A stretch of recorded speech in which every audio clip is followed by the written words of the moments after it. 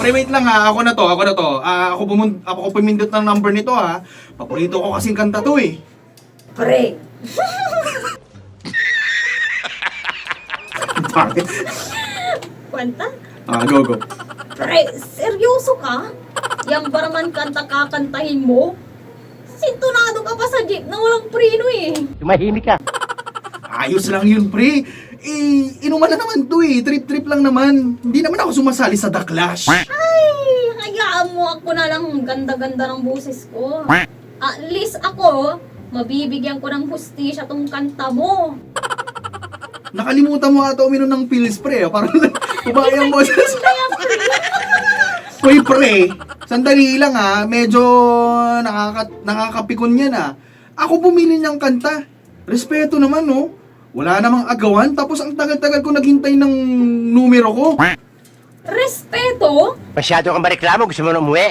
Ang hirap respetuhin kung pinapahiya mo lang sarili mo sa pagkantarayan. Ang sakit mo kaya sa tenga. Hoy, dahan-dahan ka na pagsasalita dyan. Hindi ko sinasaktan ng kahit na sino sa pag-awit ko, pre ha. Pero ikaw, lagi kang may sinasabi sa boses ko. Lasing ka lang, kaya ganyan ka. Hoy, hindi pa ako lasing pre. Totoo lang to. Wala ako sa tono. At wala ka sa tono. Bakit ako?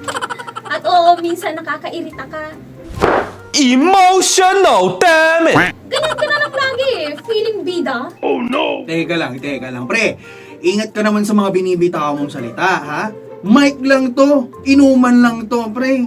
Pero baka mawala pa sa'yo ang kaibigan mo. Ah, sinuntok pa naman. Aray! Eh di mawala. Kung ganyan ka rin lang, hindi ka kawalan.